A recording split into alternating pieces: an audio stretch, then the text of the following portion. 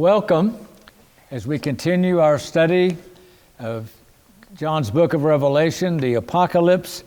This is episode number 8, and we begin now the second part of our study. The first part dealt with the general historical background, historical setting of the Middle East and the Roman Empire. And so now we move to part 2, beginning to look at the actual history within the apocalypse itself. And you will recall then that our third section will eventually be then the mystagogical meaning that is inside the apocalypse that's there. We do have a course manual available that is so helpful because it's going to have all your citations and your footnotes that are available to you. Many of you have already requested one. Those of you that already have the first set should have a chapter that deals with our topic today, chapter 6, Letters to the Seven Churches. But we have the complete tentative rough draft manuscript for our second part, the historical inside the apocalypse.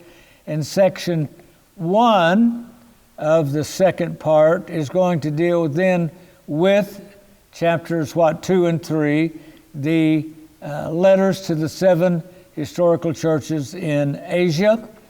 And so if you would request this, you can send an email to Ezra, E-Z-R-A, at stelijahokc.com, stelijahokc.com, and we'll be able then to send you a PDF of this so that you can have a copy before you as you watch and listen to the episodes. If you are local and within driving distance and would like a hard copy printed, you can ask for a hard copy the same way, sending your email to Ezra at stelijahokc.com, and we will then get you a copy printed and have it available for your pickup to come and pick it up here at St. Elijah Church. Several of you have already sent and requested. Due to us having no power during last week and having it up by the time we were here on Friday, there was not a lot of time from our episode last Friday, and many of you, if you didn't tune in last Friday, may have missed. And so that's already available online to you on the church website. So we're picking up where we left off. And if you've already requested a PDF copy or a printed copy and have not yet received a reply from me that we've sent it to you or have a printed copy available, you might want to send it to me again, just because there may have been some emails that were dropped over the time that we're trying to go backwards and find them all and so forth. Let me also mention to you that some of you are wanting to go directly to the spiritual side of the apocalypse. And if you're impatient to do so, let me just call to your attention a set of homilies on the book of Revelation done by an archimandrite, I believe on Mount Athos. I've forgotten where he was located. Athanasios Mitilianios, translated by Constantine Zazalis. It would be Homilies on the Book of Revelation, Volume 1, is going to deal then with the chapters 2 and 3. This would be Volume 1. Volumes 2 and 3 are also available from the same author with the same translator, published by a different publishing company, so the binding looks different. But Volume 2 would deal with the chapters that have to do with the 7 seals. And then Volume 3, the 7 trumpets and the Antichrist then would be here. These would be Orthodox homilies given on the book of Revelation. And so those would be available to you. You'd have to be able to go online and locate them and order a copy for yourself. So let us now then continue our study as we are exploring, beginning to move into the book of the Apocalypse, to discover it and to see what's there as it begins to unfold and open before us. So, section 1 of the second part 2, the historical inside the Apocalypse itself. Section 1, letters to the 7 churches, which now brings us finally to chapter 6. And in chapter 6, today we're going to discuss the letters to the church in Ephesus and the church in Smyrna. If you have your printed copy or your PDF copy, it will have illustrations in it, including a map of Western Turkey that shows the location of the 7 churches: Ephesus, Smyrna, Pergamum, Thyatira, Sardis, Philadelphia, and Laodicea. Well, the book of Revelation begins. You will recall at the end of our last episode together, we had arrived in the 9th decade, I guess you would call it the 10th decade of the first century, the 90s, and we're at 95 AD inside the Domitian terror of Domitian that was taking place, in which the book of the Apocalypse is going to be written. And as we arrived, we then said we would go forward to the best of our ability as first century Christians. It is 95 AD, and we are a Christian in one of these 7 cities to which these letters are being addressed. Let's see what it was like to be a citizen in each of these cities. And so the revelation begins. Each letter of the 7 is written to the angel of the church in each of the cities. The term that is translated angel is the term angelos in the Greek. The term simply means messenger. In the Greek language, if you have 2 gammas, 2 G sounds together, it is pronounced as an ng, in English as in the word sing, S-I-N-G, the ng sound together.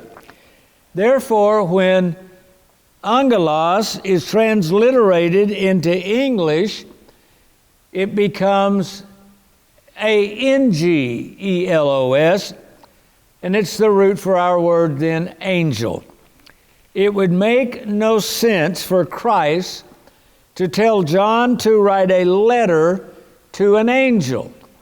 Therefore, the angel, the messenger, must be the proistomenos, the priest, the leader of each parish. The message sent to each of the churches is therefore not from John. He's the intermediary writing it to the churches. It comes and is being sent from, and a different description is given of the second person of the Trinity for each of the 7 letters. So let us begin then with the Apocalypse, chapter 2, verse 1, the letter to the Ephesians. To the angel of the church of Ephesus write, these things says he who holds the 7 stars in his right hand, who walks in the midst of the 7 golden lampstands. I know thy works, and thy labor, and thy patience, and how thou canst not bear them which are evil. And thou hast tried them which say they are apostles, and are not, and hast not found them liars. And you have persevered, and have patience, and have labored for my name's sake, and have not become weary. Nevertheless, I have this against you, that you have left your first love. Remember, therefore, from where you have fallen.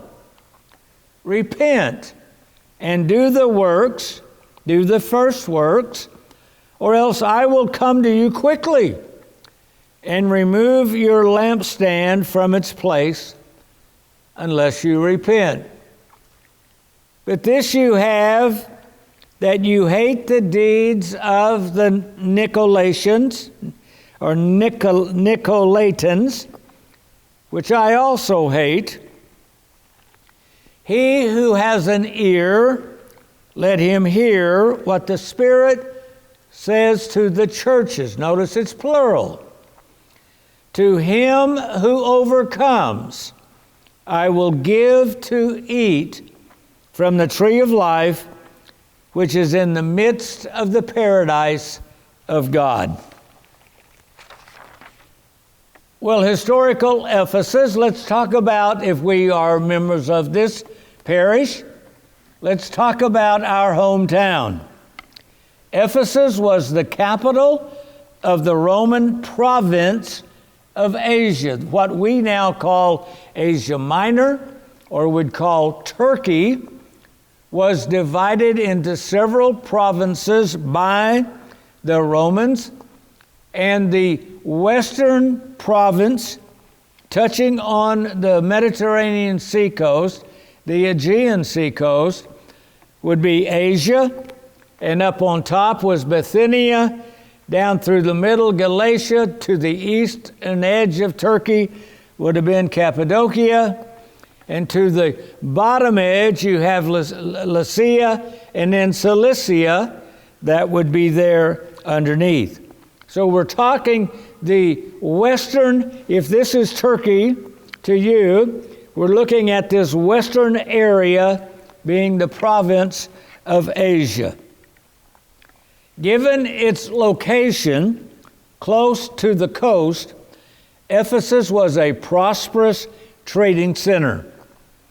It was most famous for its temple of Artemis, worshipped in Ephesus as a fertility goddess, the nourisher of life. Known as the Temple of Diana to the Romans, the temple in Ephesus was one of the 7 wonders of the ancient world. Ephesus is no insignificant city. This temple was larger than a football field, being 130 yards long, 60 yards wide. It was 4 times larger than the Parthenon, the temple of Athena in Athens, we've all seen the pictures of, or have visited if we have gone to Athens. The roof over this huge temple was supported by 127 columns, each of them 60 feet tall. My! Ephesus, therefore, had many visitors, and the silversmiths of Ephesus had a thriving business of making and selling miniature replicas of the Greek goddess Artemis, or to the Roman goddess Diana. The book of Acts tells us that St. Paul's establishing the church in Ephesus. Demetrius, a silversmith, in the book of Acts, blamed Paul and the Christians for a slump in their business and instigated a riot against them, protesting the presence of the Christians, shouting, "Great is Artemis of the Ephesians." The Ephesians claimed their statue of Artemis, showing her with multiple breasts, was given to them by Zeus.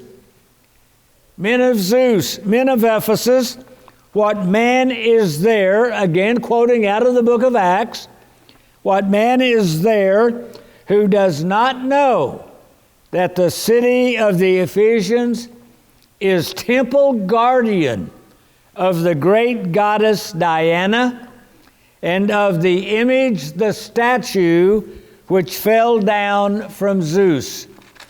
And there in your notes, I have several photographs of the Ephesian goddess of Artemis or Diana, including a Roman coin from the city of Ephesus, where you would have had the goddess Artemis stamped onto the coin itself, and you can see it's worn from use as a coin, but you can make out that it is Diana.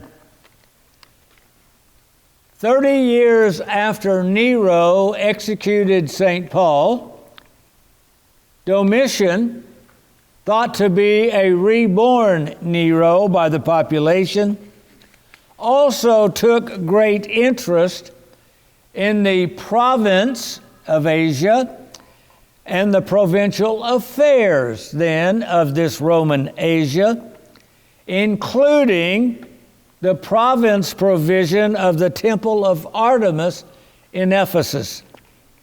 Examples of Domitian's attention to the efficiency of Roman provincial government included the boundary of the temple estate of Artemis, its geography, the size of the land attached to it, which also merited the attention of Domitian. And there are 5 stone markers dating to his reign have been found in ancient Ephesus. The point is this: John is writing during the reign of Domitian, and Domitian himself as emperor has a keen interest in the province of Asia, and especially the city of Ephesus. So in addition to the temple of Artemis, Ephesus also competed with nearby Sardis for the privilege of building high-status imperial cult sites. Ephesus had 2 separate temples for emperor worship, one for Emperor Augustus and one for Julius Caesar. These temples were also very important for Ephesus. Now, while these temples were built according to the Greek style rather than the Roman, nonetheless, Ephesus, seeking to become one of the leading cities within the Roman Empire, being created by Augustus, wanted to gain imperial favor by being the leading city embracing and spreading imperial cult worship throughout Asia and the Eastern Mediterranean. We've already got the whole background of cult worship, how it began to be implanted in Western Turkey by the Seleucids. Now that the Romans have come, the cities of Asia are falling all over themselves, as it were, to gain imperial favor, to build a temple and create a cult worshiping the divinity of the Roman emperor, their new master. This is part of the historical and cultural identity of the region and of Ephesus. Being loyal to the empire meant being loyal to the emperor. What better way to be loyal to the emperor than to worship him? If being loyal to the empire meant being loyal to the emperor, if you're not loyal to the emperor, you're not loyal to the empire. Which is to say, if you will not worship the emperor, you're not being loyal to the emperor. You're not being loyal to the empire.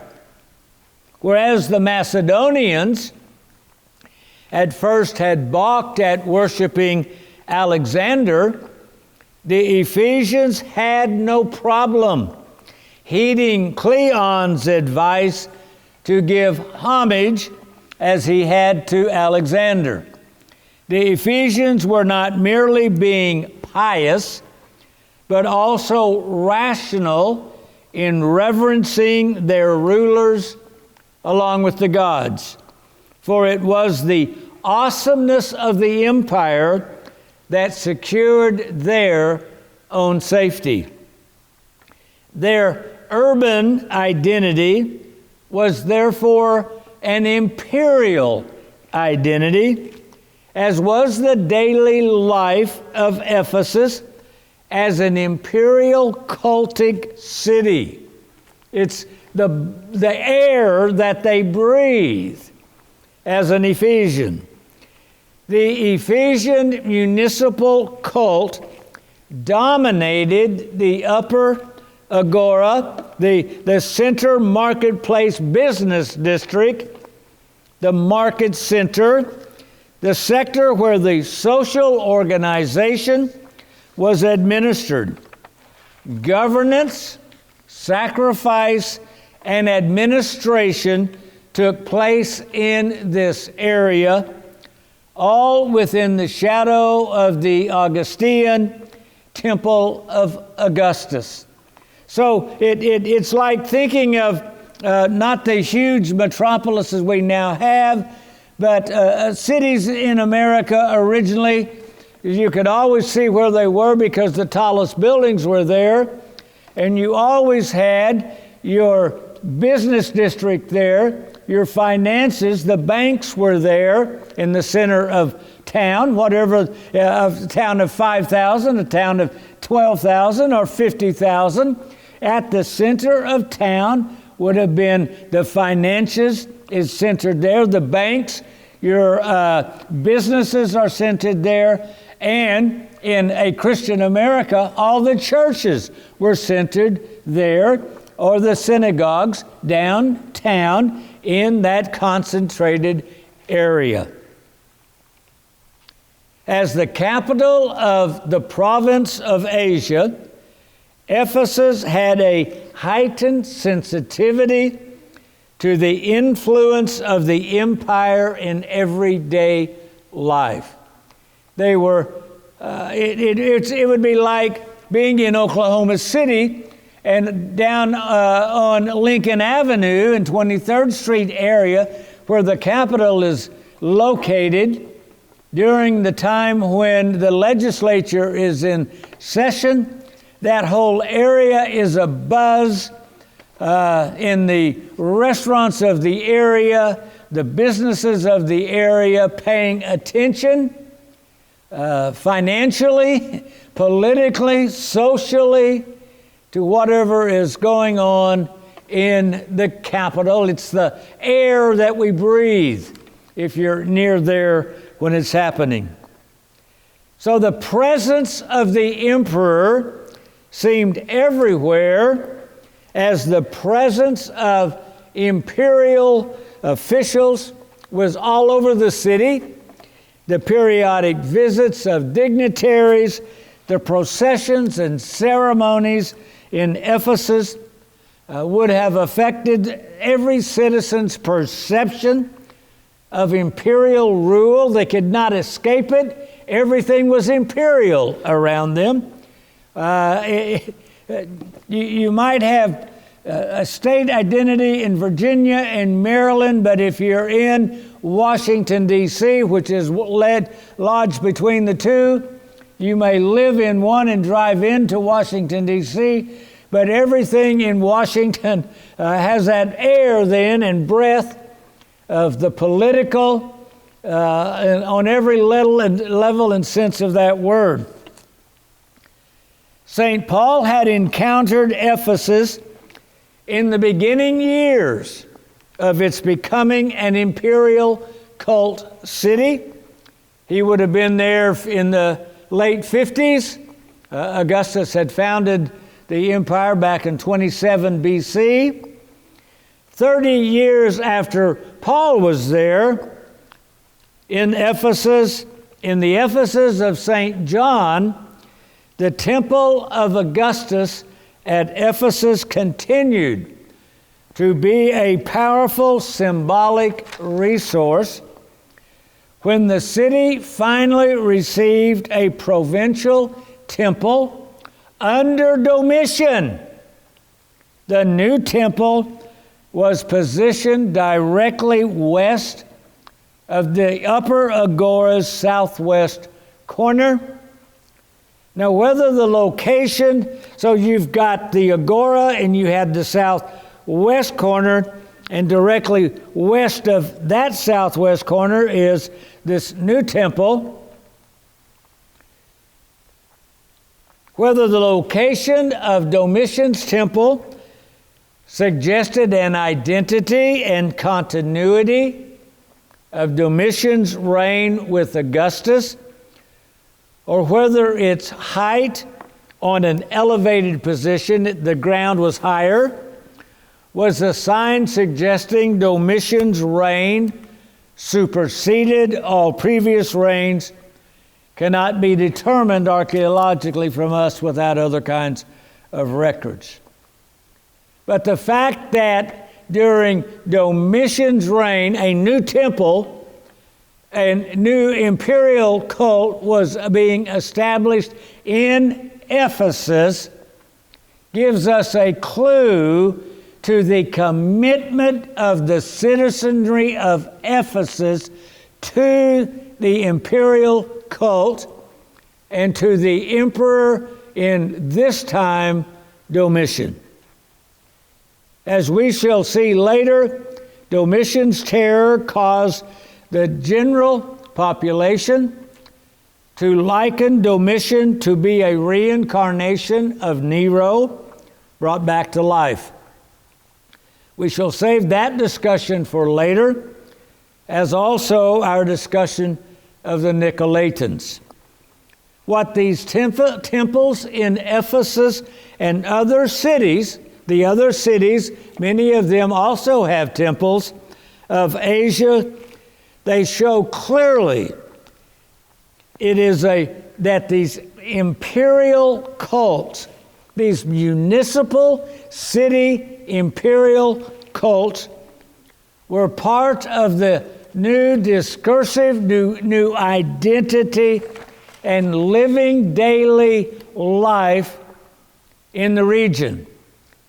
These religious institutions provided a new range of options for creative representation of identity. Many new ways you could have statues, you could do coins, you could have festivals, and if each one had an annual festival, like many cities have a festival that they're known for, but in an imperial city, you might have 3 or 4 or 5 or more temples, and each one would have its own annual festival. So there was a part of the social, religious, economic life in these festivals associated with all of the temples and their festivals. These system then of temples possessed considerable symbolic resources for incorporating the whole community into this new world being created by Augustus. This is the Roman Empire is, in one sense, the empire that Alexander wanted to create but died. That new empire of the Persians and the Greeks coming together. You may not have that vision happening, but you do have the vision of an empire being greater than, not just geographically, but it is a grander, enlarged vision of the structuring of the world. You don't create a common citizenship. Those in Asia and Turkey are still Asians or Bithynians or Galatians or Cappadocians, Palestinians, Egyptians. And then you had the Romans in Italy, the Spaniards, the Franks, and so forth. But there was this sense of being bound together by the empire that granted us peace, stopped the war between these factional nations, and the only thing the empire and all these separate countries had in common was the emperor. He was the symbol of the empire. And the only way to pledge allegiance to the flag, to pledge allegiance to the whole of being a member of the empire, was to worship the emperor at a temple nearby. An imperial cult established. This is the glue that held Bithynia and Asia and Galatia and Cappadocia, Lycia, Cilicia, Syria, Egypt, Palestine, Judea. It's the glue. Saluting the emperor by worshiping him as the identity, the divinity of the empire itself. During the time in which John wrote the Apocalypse, Emperor Domitian certainly made use of these creative opportunities to incorporate Christians inside his empire, the way he had incorporated Bithynians and Galatians, Asians, Syrians, Egyptians. He sought to include now Christians inside his empire. And failing to be incorporated, that is the Christians, refusing to be incorporated, a willingness on Domitian's part to exterminate or to execute and set an example with the Christians. This then is a sense of the normal daily life world, the daily life of self-identity, the personal consciousness of the population in Asia and in Ephesus. This is how ordinary people in the first century in the Roman Empire in general, and in this province of Asia in particular, understood themselves and their relationship to political authority. This is the ordinary, everyday world of the seven churches of Asia.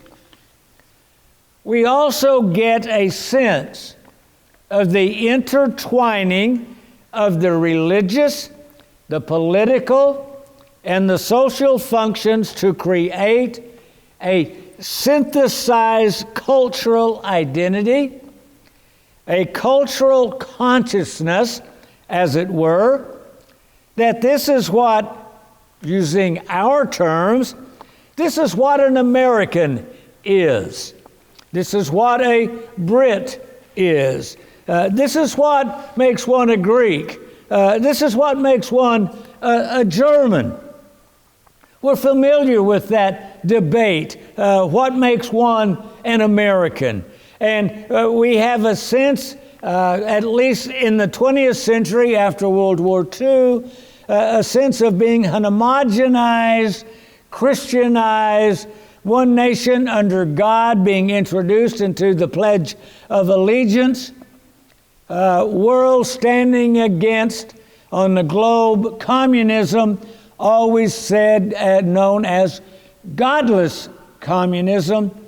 It was godly America standing against godless communism. An identity, culturally, consciously, everyone was born into it, you were reared in it, and you identified this is what an American is, or at least was during that particular time period of the Cold War. That's what we're identifying here in 95 AD for Christians inside the empire and inside Asia, the province. In John's day, cultural identity meant this is what a Roman Asian is.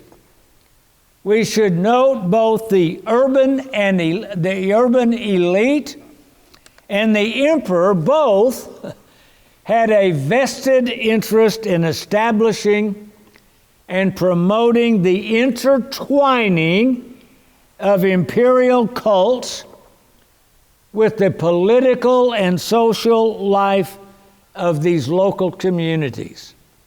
There's something at stake for everybody. If something's at stake for everybody and you threaten any part of it, you therefore threaten that which is important to each part of it. On the one hand, prominent local citizens donated funds to having buildings named after the benefactors. They donated funds to build the temples.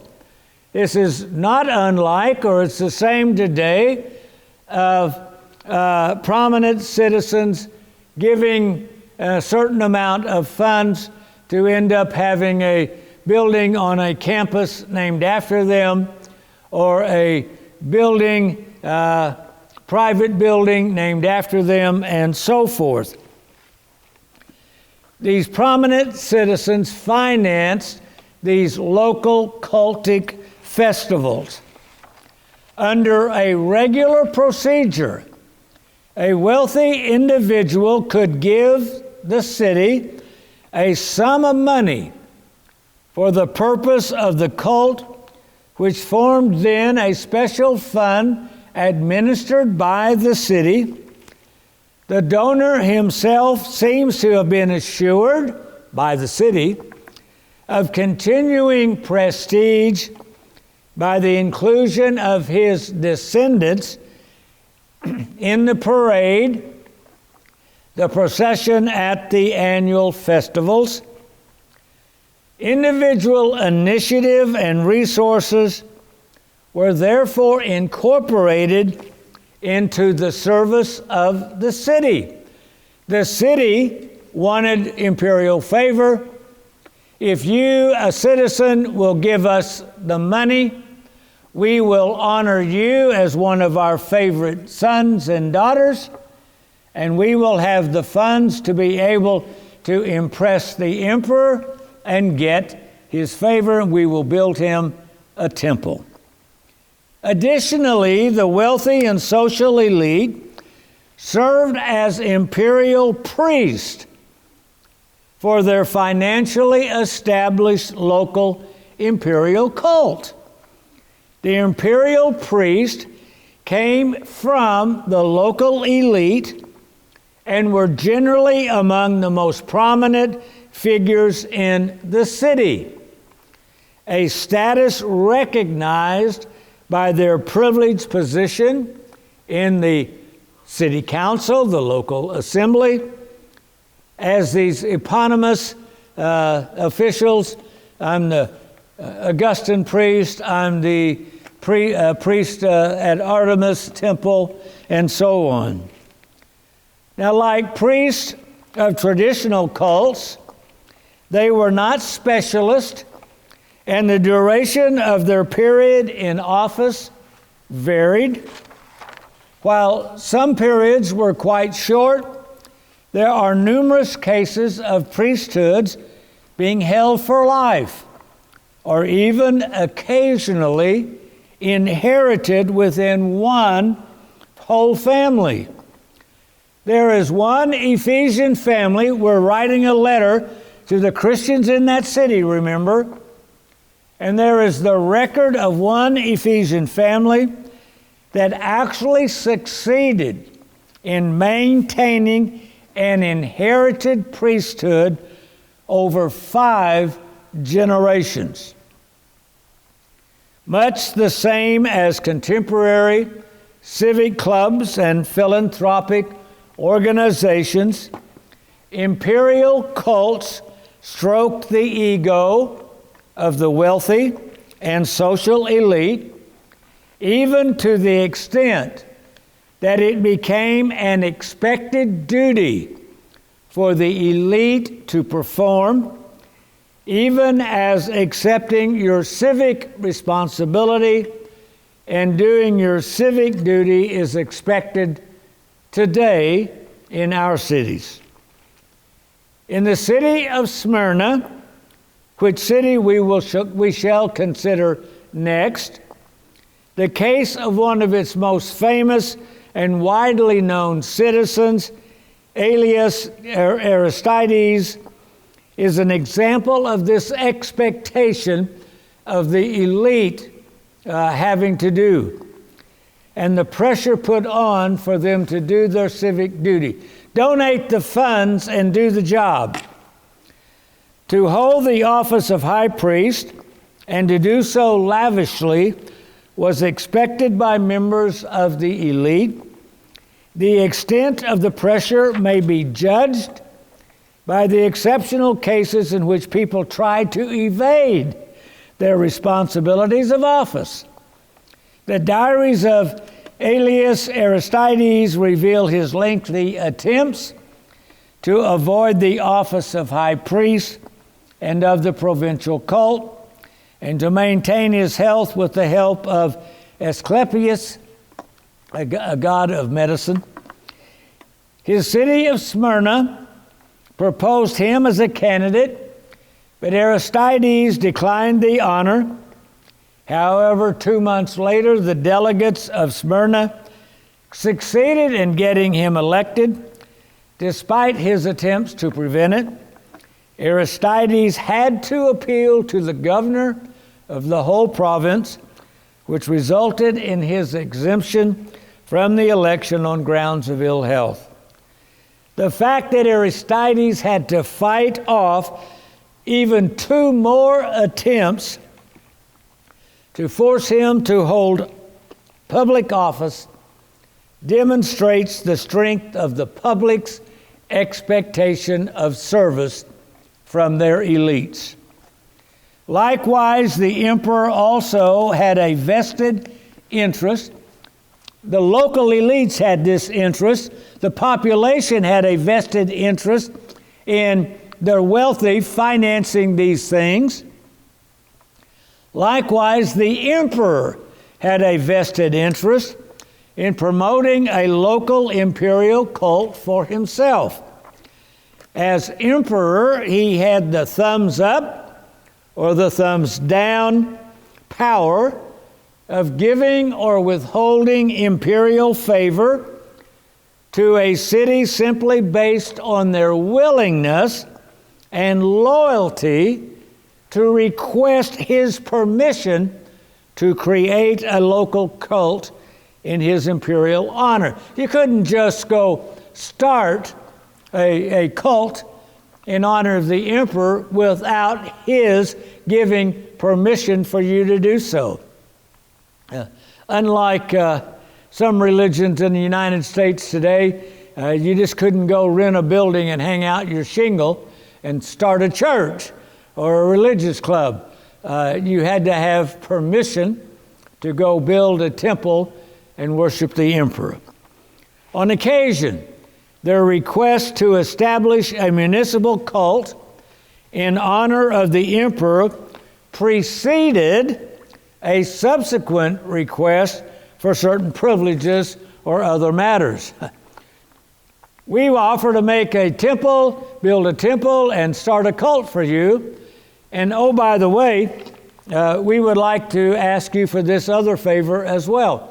You recall we've already looked at the episode from the city of Alexandria when Claudius was the emperor. They offered to create an imperial cult for Claudius in their city if he would look favorably upon their request in their dispute with the Jews. So that's an example of how cities did this. The city of Sardis, another city of which we're going to also be looking at, in commemoration of the coming of age of Gaius Caesar, who was Augustus' son, decreed a festival and the consecration of a cult statue for Gaius Caesar and Augustus' temple in Sardis, a way to keep the favor of the emperor. We're going to honor your son. Indeed, for a city to fail to fulfill such a proposal was a major disaster in itself. The Cyzicenes had their freedom removed by Tiberius, partly for their disrespect to his father Augustus in not finishing a temple to him. The general imperial acceptance of civic cults and the possibility of penalties for non-fulfillment of promised cults combined to create considerable covert central pressure for the establishment and continuation of these cults. You couldn't stop that cult or that temple when the emperor died. All across Roman Asia, the formerly Greek cities continued the practice initiated by the Greek Seleucid kings, which Alexander himself had begun, of embracing their king and now their emperor as a god. Imperial priests in Roman Asia, in Turkey, were called high priests of the goddess Roma and the emperor Sabatos. Sabatos was a nickname for Augustus, a term of endearment the public used for him, the Son of God. Caesar was the god, Sabatos, his son. These high priests were elected and chosen by the citizens of their cities as their civic duty. We talk about the religion and politics and society and finance. It was all one in these cities. It was part of their civic duty as part of the wealthy and social elite to serve their cities as imperial priests of their local imperial cult. This intermingling of religion, wealth, social status, and political power created a cultural identity that made any of the parts inseparable from the whole. The Jews, by long-standing imperial relationship from the founding of the empire by Julius Caesar, were alone in the exception. They're outside of the system. They're just an oh-by-the-way group, not part of the living daily life, ebb and flow of the city. Jews are outsiders to this whole social, political, wealthy network. Now let me just mention something that comes into play on a shared cultural vocabulary. It's going to have an important impact on Orthodox Christianity and the history of Western Christianity, and it gets its beginning in this time period.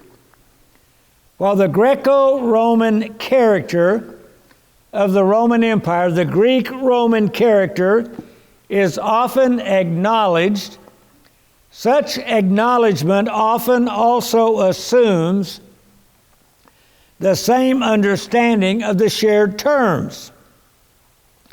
There was, to some extent, a shared cultural vocabulary which both Greeks and Romans could employ. However, using a shared cultural vocabulary did not mean that that vocabulary was used with the same meaning by Greeks and Romans. This was particularly true regarding the imperial cults. Notice, the nature of the systematic relationships linking the Greeks and the institutions of Rome had significant consequences for the forms of the cult in the Greek world. In Rome itself, the official position was clear. Apotheosis, the divinizing of the emperor, took place only after his death, and this had to be officially recognized by the Senate, and only then did the emperor become a divus, a god with an official cult. In the Greek world, on the other hand, the initial thrust of the cult was on the figure of the reigning, therefore living, emperor, who could be called in Greek theos, God, in his lifetime. There was no public ritual in the Greek world to mark the funeral of an emperor. They had funerals, but no special funeral for the emperor, which was itself a major ritual in Rome. Rome had an official funeral for the death of an emperor. And in consequence of this difference, there was a considerable mismatch between the official Roman list of divi, gods, and the recipients of cults in the Greek East. So one was not a god in Rome until you were dead. One was a god in Greece, in the Eastern Greek world, when you became an emperor. It is impossible to overstate the historical significance of this linguistic divide in the shared cultural vocabulary of the Greek East and the Latin West. In the immediate world of the first century, the Romans may have understood the term God and Son of God as two separate designations. There was a God and there was a son of that God. That is, there was Julius Caesar, who upon his death became a god, and there was Augustus, who was the son of Julius Caesar, the implication originally being that Augustus was not a god, but only the son of one who was now a god.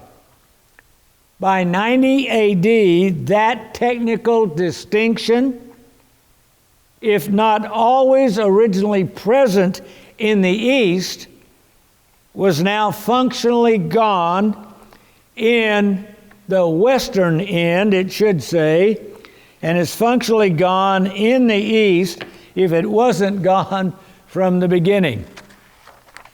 This shared vocabulary also had consequences for Christianity. Consequences in the Christian East and the Christian West. Eastern Christianity, with its unbroken Trinity, always spoke of the Trinity, Father, Son, and Holy Spirit, one identity, one God, three separate identities as persons, but the oneness being the term God applied to the whole. Western Christianity, following the old Roman pagan technical distinction, reserves the term God for only the Father, while subordinating Jesus the Son to being, like Augustus, merely the Son of God, a Sabbatos, but not God the Father himself. By 90 AD, with Domitian as emperor, the apocalyptic showdown over the true identity of the Son of God was at hand. Was Domitian God? Or was he a son of God in the Roman sense? Or was Jesus Christ God, not a Sabbatos, merely a son of God the Father that would come into play in the West? The apocalyptic showdown over the identity of the Son of God has now come into play at the time that John writes the Apocalypse. The identity of the Son of God is the apocalyptic issue. Let us have ears to hear what the Scripture says to the churches.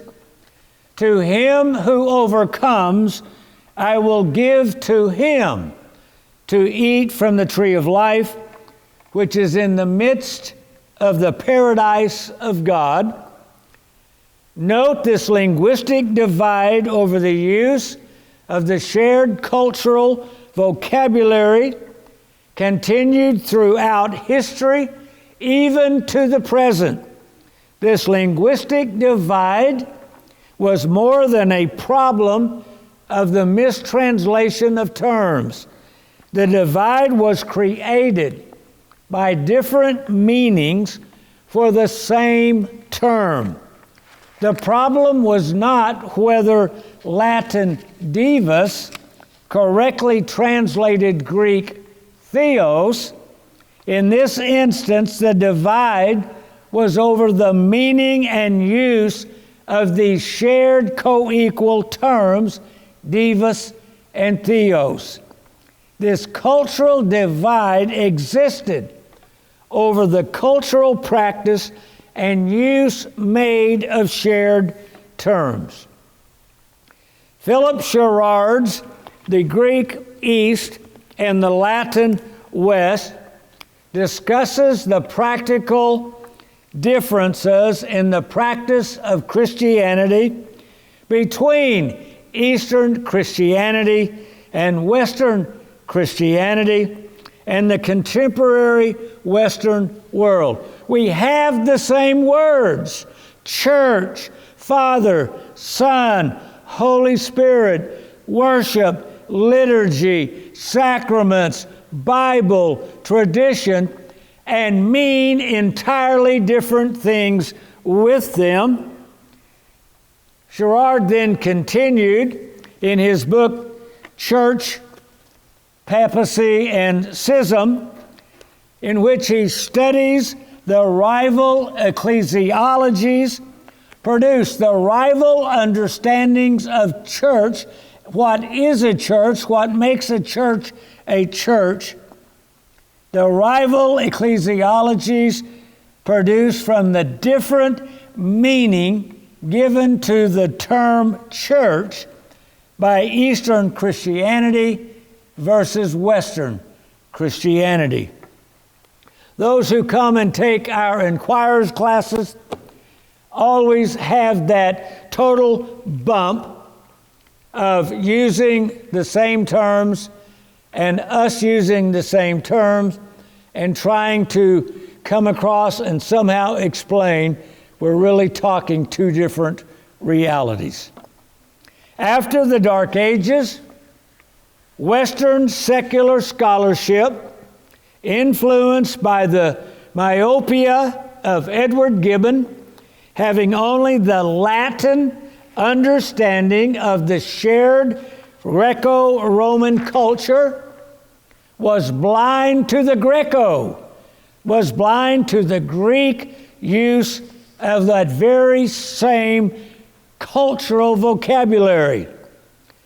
Some contemporary scholars have freed themselves from Gibbon's nearsightedness, among them Peter Brown, the Rollins Professor of History at Princeton University and Fellow of the American Academy of Arts and Sciences, as well as the British Academy and the Royal Historical Society.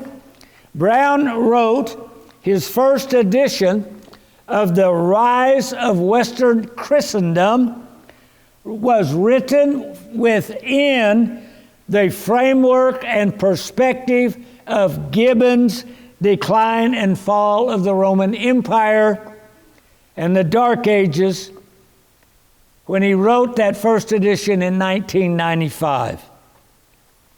Only 7 years later, Brown published a revised edition in which he had now substantially revised and rewritten his earlier work. The Rise of Western Christendom, second edition, freeing himself from the blinders of Gibbon. Brown declared that this second edition is a book which attempts to set Western Europe itself against a wider world. It is most important that this should be so. As I hope to make plain in my very first chapter, I'm quoting him from his introduction, throughout this period, the Christianity of what we now call Europe was only the westernmost variant of a far wider Christian world, whose center of gravity lay rather in the Eastern Mediterranean and in the Middle East. Brown then spends 34 pages in his introduction explaining and defending his abandonment of Gibbon's understanding of Roman history, understanding it only from its Latinized version. In his first chapter, Brown demonstrates how Christianity, quote, Christianity was far from being a Western religion by painting the backdrop against which and from which Western Christianity emerged. Again, quoting, Christians were active over the entire stretch of places and climates which made up the ancient world of the Mediterranean and Western Asia. By the year 700, Christian communities were scattered throughout the known world, from Ireland to Central Asia, and the workings of a common Christian mentality. Events across this vast landscape bear a distinct family resemblance. They show traces of a common idiom based upon shared traditions. They remind us of the sheer scale of the backdrop against which the emergence of a specifically Western Christendom took place.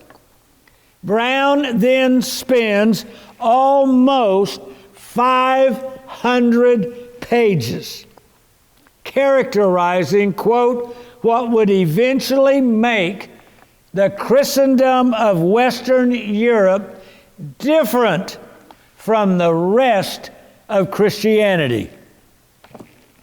Unfortunately, other contemporary scholars, among them members of the faculty of prestigious universities, still attempt to understand Eastern Christianity using a Latin lexicon, a Latin dictionary. That is, they impose their Western meanings on Eastern Christianity and seek to understand Eastern Christianity through the lens of Western ideas, Western practices, Western presuppositions. Of course, the same is also true for Western religious scholarship, not just the academic religious scholarship, but Western religious books in general, and books and sermons on the book of Revelation in particular. I mentioned this because we Orthodox in the West are often guilty of reading non-Orthodox statements and commentaries on the book of Revelation. And many would be listening to these seminars already having dismissed them, because even though you're Orthodox, you're going, but that doesn't agree with what I heard so-and-so say on television in his religious broadcast this week. All this material coming out of Western Christianity has been created out of a particular version, a Latinized, a Romanized version and understanding. That difference of a shared cultural vocabulary. We are not in the Orthodox Church talking about the same world and the same Christianity as Western Christianity is talking about. The issue isn't over God, it's over what we mean by the term. The issue isn't over Trinity, it's what we mean by the term. Do we have a unbroken Trinity, Father, Son, and Holy Spirit? That means God. The God term applies, the divi applies to the Trinity. not to only one person inside the Trinity, on and on and on and on. And the same is true when we come to the Apocalypse. We cannot read the Gospel of John with Western eyeglasses on and understand what John in his mystagogic Gospel is telling us. Nor can we read the Apocalypse written by the same apostle through Western goggles, Western telescopes, and Western microscopes, trying to determine the mystagogic understanding of what Jesus Christ is saying to the churches. Wow. And by hot under my collar, I can get there, because we must stand. And that's the message that John is giving us, isn't it? Those who overcome. Those who overcome. The issue is the identity of who is the Son of God. Is he Junior or is he God? Is he Sabbatos or is he God? Second person of the Trinity, who was before the foundation of all worlds, who is the creator of all creation? Or is he some junior? Who is it we're talking about? What is it we worship? Who is it we worship when we worship? We use the same vocabulary. We do not talk about the same reality. Wow. Well, I think we ought to take a break. How about you? We'll stop right there, take a brief moment, and we'll be back in just a little bit. Well, welcome back. Hope you had a chance to take a break. We come now to our second letter of the 7 letters to the churches of Asia, the letter to the church in Smyrna. Revelation chapter 2, beginning in verse 8. And to the angel of the church in Smyrna write, these things says the first and the last, who was dead and came to life. I know your works, tribulation and poverty, but you are rich. And I know the blasphemy of those who say they are Jews and are not, but are a synagogue of Satan. Do not fear any of those things which you are about to suffer. Indeed, the devil is about to throw some of you into prison, that you may be tested, and you will have the tribulation 10 days. Be faithful unto death, and I will give you the crown of life.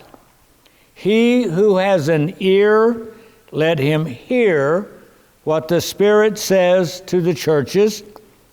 He who overcomes shall not be hurt by the second death. Smyrna was a wealthy port city, northward about halfway between Ephesus and Pergamos. When John wrote the Apocalypse, the area around Smyrna had been inhabited for over 6,000 years and had been an urban community for at least 1,000 years. Alexander the Great, after defeating the Persians in western Turkey, is credited around 340 BC with refounding the city.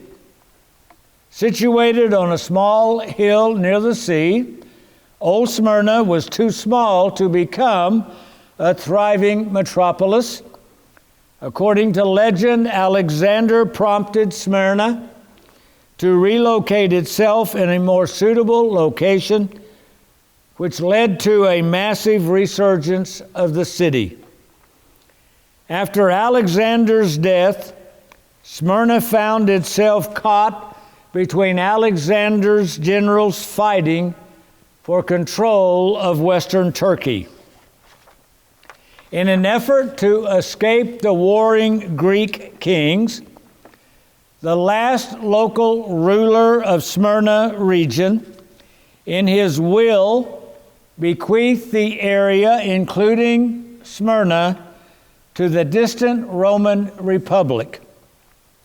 In honor of Roman intervention in their lives, Smyrna deified their city with they deified the city of Rome into the goddess of Roma, and built a temple and established a cult to her in Smyrna. In honor of Rome now taking charge of them, they deified the city of Rome into the goddess Roma and built a temple and created a cult in her honor. Smyrna, therefore, played a major role in Rome gaining entrance into the Eastern Mediterranean world. That was in 133 BC, when Augustus became the first ruling emperor of the Roman Empire in 27 BC. The cities of Roman Asia eagerly welcomed an increase of Roman presence and actively competed for the emperor's favor by offering to create imperial cults for him.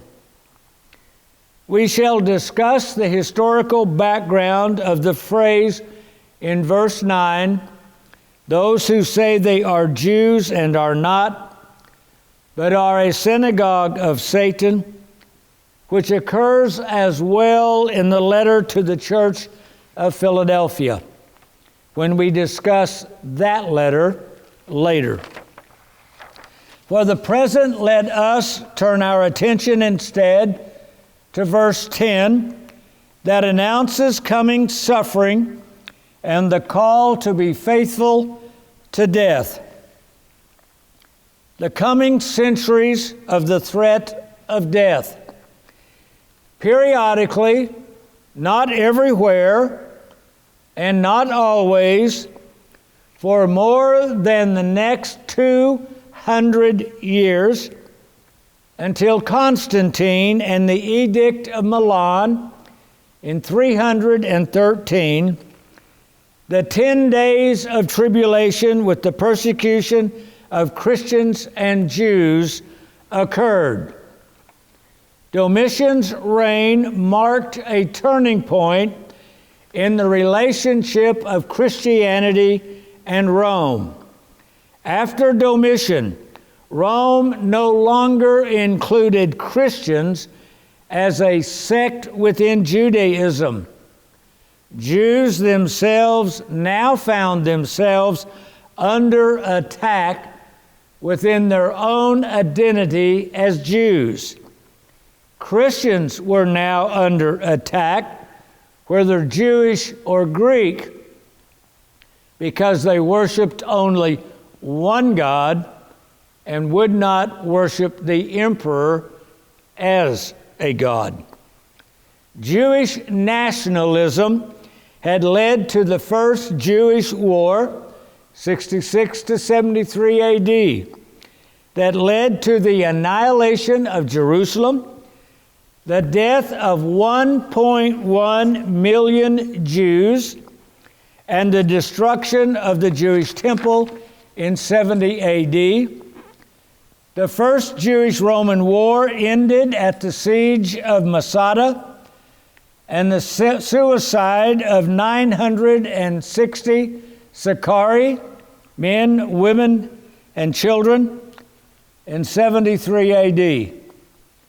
Quito's War, called by some the Second Jewish-Roman War, was a Jewish uprising and revolt in Egypt, Cyrene, Cyprus, and Iraq in 115 and 117. The Third Jewish-Roman War, also known as the Second War, for those not counting Quito's War, is also known as the Bar Kokhba Revolt of 132 to 136.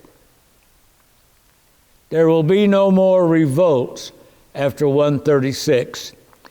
In other words, for the 70 years between 66 AD and 136 AD, 66 to 136, as the Greco-Roman world became united in a common loyalty to the imperial idea. So it stood increasingly, the Roman world that is, on its guard against the rival ideologies presented by Judaism and Christianity, which would then have been seen as a threat to the imperial identity embodied in the emperor and the worship of that emperor. As for Alexandria's hostility to the Jews during the reign of Claudius, we've looked at that episode, that occurred after Claudius in 41 AD, and after the destruction of the temple in 70 AD, the anti-Semitism of Alexandria was no longer seen as out of step with the ideas of the rest of the Greco-Roman world. That special treatment, begun with Julius Caesar, with Antipater and then Herod and his sons, is going to now be gone. Jewish fanaticism and apocalypticism has now destroyed their relationship with the emperor, and therefore they are now no longer a favorite treated with special privileges inside the Roman Empire.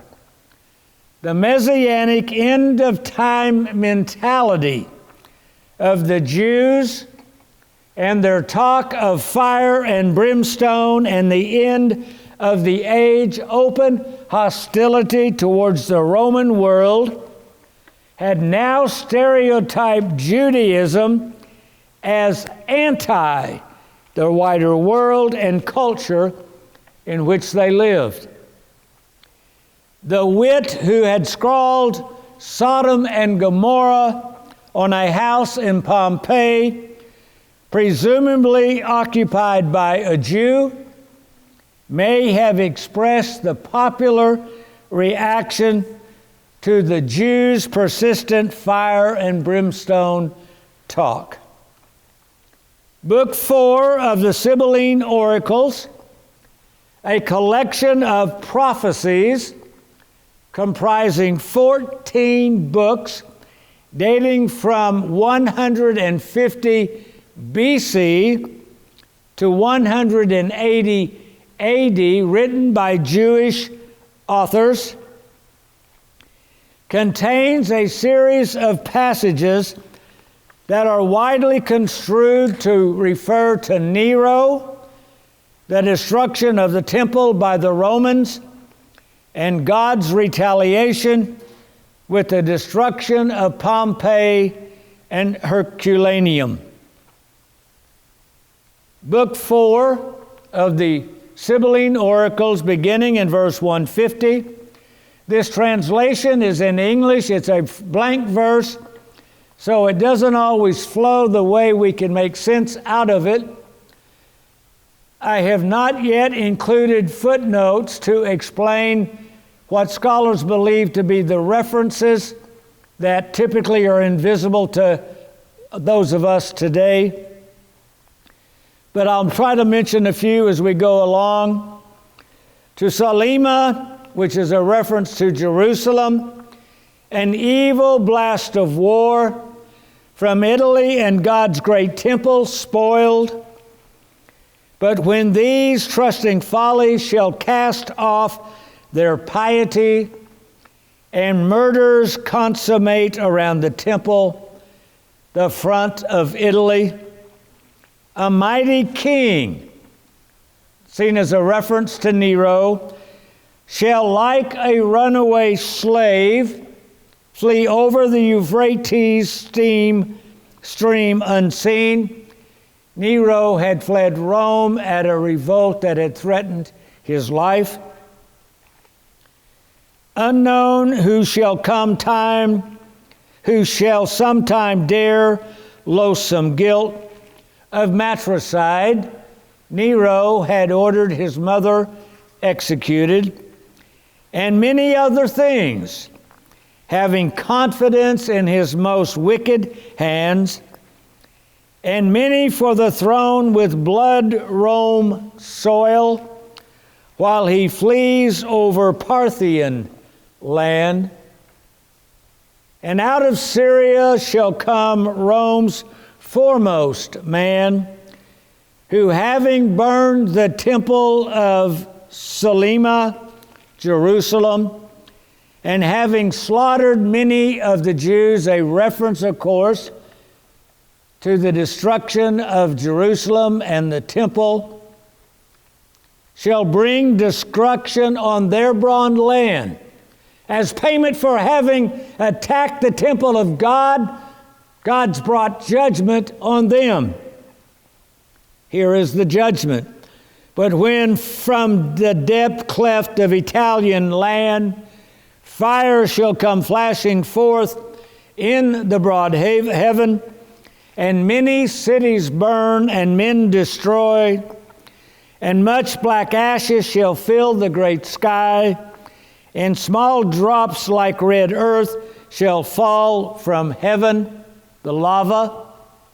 Then know the anger of the God of heaven, for that they without reason shall destroy the nation of the pious.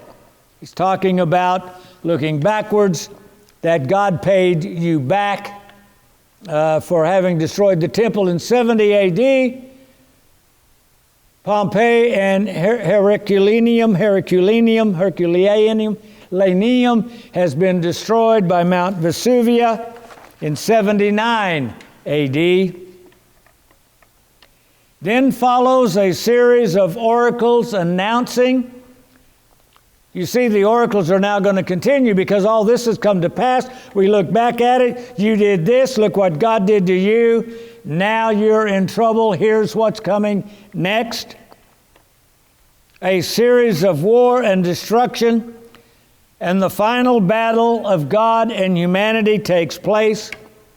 Verse 176 announces the beginning of the final battle with the coming of the Antichrist, Nero reincarnated. And when strife awakened of war shall come to the west, shall also come the fugitive of Rome. Nero had fled, remember? Nero had committed suicide when he was convicted in absentia and had been sentenced to a public execution. He, while being a fugitive, committed suicide, and the legend that he would someday revive and come back and rule the empire was begun. So also shall come the fugitive of Rome, Nero, and in the midst of this great and final battle, afterward, and piety shall perish from mankind, and faith and right be hidden in the world.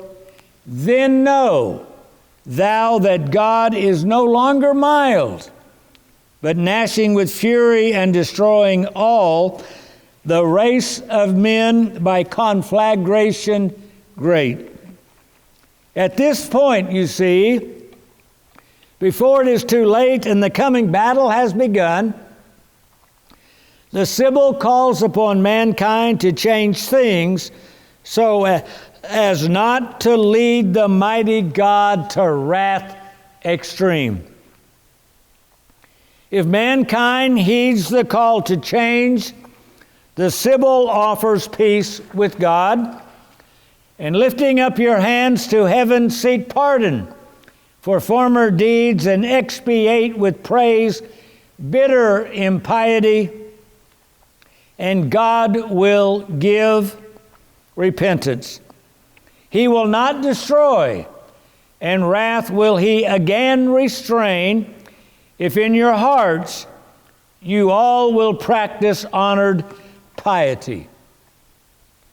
If, however, Rome and mankind refuse to repent, according to this Jewish prophet, its attack upon God refuses to repent, then the end shall come.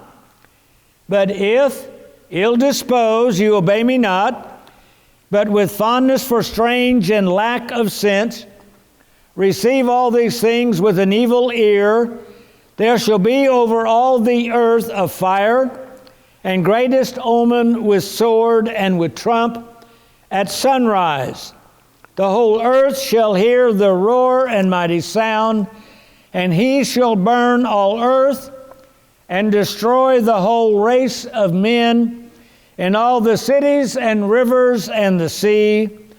All things he'll burn, and it shall be black dust. Then Sibyl says that after the fires have died away, the bones and ashes of men God himself again will fashion, and he will again raise mortals up, even as they were before. And then shall be the judgment at which God himself as judge shall judge the world again.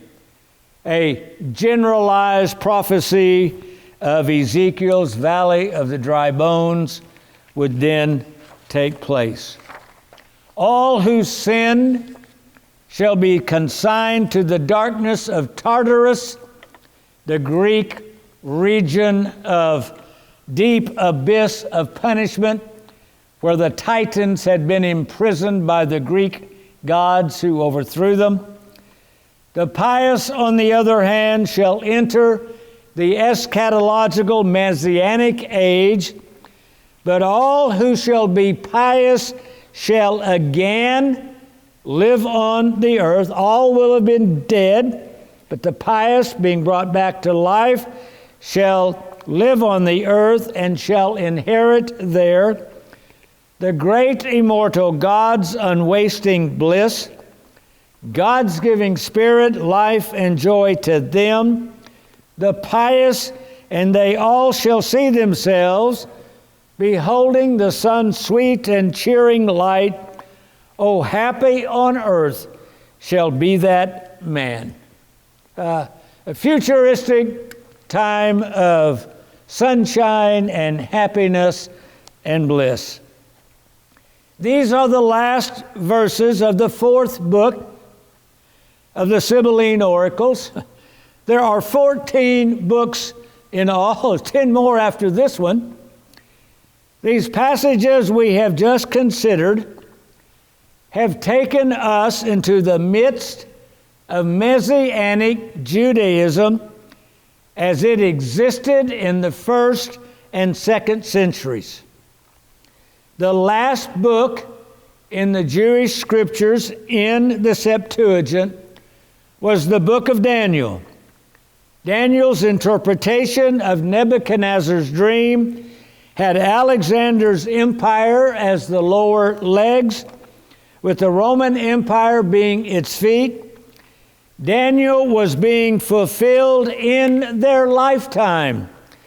So thought Jews in the first and second centuries. The uncut stone, the Messiah, was coming forth to shatter the empire's feet once and for all. The events of the 3 Jewish-Roman wars from 66 to 136 AD demonstrated the Jewish belief that they were living in the end times. For them, the Messiah was coming, and he needed their help to crush the statue and usher in the eschatological new day. With heightened expectation, hands on their swords, when do we ride to Jerusalem, hung in the air. The apocalypse is written in the midst of this 70 years of Jewish messianic ushering in the kingdom of God fanaticism that fueled the first war with Rome in 66, Quito's war against Rome in 115, and Bar Kokhba's revolt in 132. The point is this: the identity of Christians vis-a-vis Judaism was, at the very least, now extremely complicated. As far as Rome was concerned, Messianic Jews, whether Christians or not, posed a threat to Rome. As we noted previously, as the Greco-Roman world became united in common loyalty to the imperial idea, so it stood increasingly on its guard against the rival ideology presented by Judaism and Christianity. The 10 days of tribulation were coming. The 7 churches of Asia faced a greater crisis than death. They risked exchanging the true identity of the uncut stone for an ethnic political identity. At stake was the identity of God. Was God merely an ethnic deity, little different from the goddess Artemis being the goddess of the Ephesians, or Roma as the goddess of the Smyrnaeans? The same apostle who wrote, "In the beginning was the Word, and the Word was with God, and the Word was God, and the Word became flesh and dwelt among us, and we beheld His glory," that same apostle now thunders forth that the last is the first. The Omega is the Alpha. He who is the end is not Jewish any more than he who is the beginning is Jewish. Before Abraham was, I am. He who is the I am cannot be reduced into an ethnic political hero, regardless of the ethnicity or the politics we're talking about. He who is the first and the last, who was dead and came to life, does not say, "Go grab a sword, attack the Romans, and thereby hasten their fearful final battle." He tells his own, "Be faithful to death." He who has an ear to hear, let him hear what the Spirit says to the churches. He who overcomes shall not be hurt by the second death. Let us consider the trial of Christians. Following the death of Domitian in 96 AD, beginning with the reign of Trajan, 98 to 117 AD, trial procedures for ascertaining if one were a Christian began to take shape. Pliny the Younger, a Roman governor of Bithynia, that top part of northern Turkey, having never participated in a trial of Christians, sought the approval from Trajan for the use of the following practices. It's a long passage. I won't take the time right now to read it. I'm sorry if you're watching on video and don't have the manual to see. And if you're watching this later, after we have finished the series, the PDF files will no longer be available, but they will be available, God willing, as a book from Amazon.com. But Pliny's letter outlines how suspects are treated, and how he has followed the practice of having them have to offer sacrifice, worship to the emperor, and how they have to curse Christ. He has examined them, and if they said they used to be a Christian but weren't any longer, he made them prove it by offering worship to the emperor and by cursing Christ. And if they refused, he gave them a second chance and a third chance, and then he executed them for being stupid and obstinate when they should have taken the opportunity for a way out. It's all there. I do want to mention one last thing on that before I get on to in the essence of time to Trajan's reply. But he said, accordingly, I judged it all the more necessary to find out what the truth is of this religion by torturing 2 female slaves who were called deaconesses. But I discovered nothing else but depraved, excessive superstition. They believed in the resurrection of Jesus Christ. A superstition to empiricists and those who only believe in the empirical world. I want to make a quick comment for our Western brothers and sisters who hear the word deaconess, and those of you seeking to go start your own church next week by renting a spot somewhere, and you figure out that you need to create deaconesses and deacons inside your church because the early church did it. In the languages of the early church, for example, in Arabic, the word for deacon is a shamas. The word for the wife of a deacon is a shamasi. It does not mean she is a deaconess. It means she is the deacon's wife. I don't know what the other words are. I know that in the Greek language, the word for the priest is a presbyter. The word for the priest's wife is a presbytera. It does not mean she is a priest or a priestess. It means she's the wife of the priest. I think in Arabic, the name for the word for priest is kuri, and the wife of a priest is a kuria. It does not make the kuria a priest. She does not serve at the altar. It only means Mrs. Priest. A Mrs. Deacon is what the terms mean. Not through Latinized Western glasses. And so Trajan is going to reply to him, job well done, and essentially endorse this. And he's going to say, let's no longer accept anonymous charges. That's a horrible practice to ever implement and accuse. And so you begin to have all across the Roman Empire the slow use of this. We cannot document it fully, but we've already looked at an example in our earlier classes of an example in Philadelphia in Egypt. And a second example did occur in Smyrna, the city that we're talking about. I wish I had the page number you're following in your notes, but my pages are different.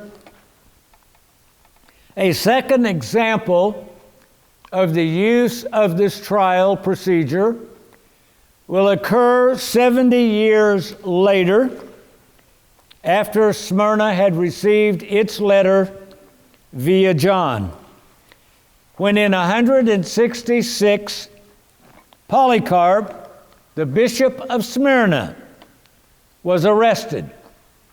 On the way to his trial, men tried to persuade Polycarp by saying, "Why? What is wrong with saying Caesar is Lord, and sacrificing and so forth, and be saved?" He, of course, declines. At his trial, seeking to find a way to let Polycarp go free, the proconsul urged Polycarp, "Take the oath, and I will let you go. Revile Christ." The message to the church in Smyrna, do I need to put a footnote, by the way? We have the document, the martyrdom of Polycarp. That certainly lets us know the answer Polycarp gave to that proconsul.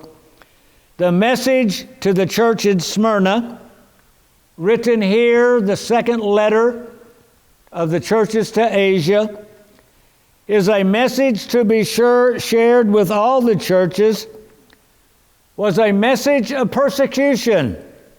Not everyone, everywhere, but everywhere for everyone, persecution was a possibility.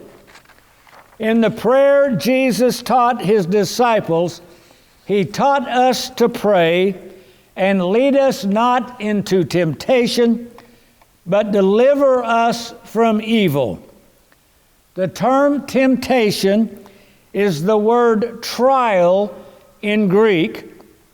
May we not be brought to a moment of being put on trial and therefore tested, whether that moment, like Polycarp, curse Christ and live.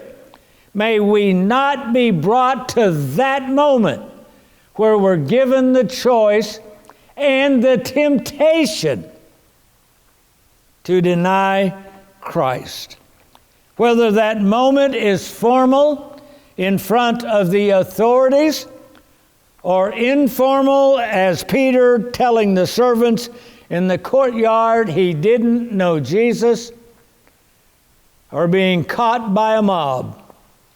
By 96 AD, Smyrna's letter had arrived, and all across Turkey and the Middle East, tribulation arrived as well. For 2 centuries, until Emperor Constantine, tribulation occurred in Turkey. After the fall of Constantinople in 1453, tribulation arrived yet again. Over 18 centuries after John's letter to Smyrna, in 1914 to 1922, over 3.5 million Greek, Armenian, and Assyrian Christians in Turkey were martyred. A tribulation that culminated in the complete destruction of the Christian city of Smyrna and the martyrdom of 100,000 Christians consumed in the great fire that destroyed Smyrna. The Turkish soldiers set fire to the city and raped and killed thousands, countless Christian refugees, while French, British, Italian, and American warships, under strict orders to remain neutral, stood immobile in the harbor and watched the city burn and the citizens die. Americans concerned about Middle Eastern oil already had decided that they had a right to cheap gas. U.S. Secretary of State Charles Evan Hughes informed President Harding that we were far more solicitous about American interest in oil than about Christian lives. Indeed, many of America's religious leaders already viewed American policy as favoring the acquisition of oil over protecting Christians. In 1939, Adolf Hitler, in defending the extermination of the Polish people, referred to the extermination of the Armenian Christians in Smyrna, who after all speaks today, Hitler said, of the annihilation of the Armenians. A few 10 years later, the world had given no attention. Let us make no mistake, not everyone, everywhere, but always, somewhere, for someone, tribulation came. The 10 days of tribulation have lasted 20 centuries. When our 10 days of tribulation come, let us have ears to hear what the Spirit says to the churches. The one who overcomes shall not be hurt by the second death. Well, we went a little longer than normal today. Thank you for your patience, for being with us. Remember, if you haven't yet got the continuation of the manual, the notes for this series that we're now on, please send me an email to ezra@stelijah.com and request the second part of the Apocalypse study. And again, if you are watching this a year from now, and God willing we'll already be finished by then, you would have to go to Amazon.com. We're only making the PDF file available while we're current and making the journey through the Apocalypse of John together. So God bless you. Thank you for being with us today, and I'll see you next time. Goodbye.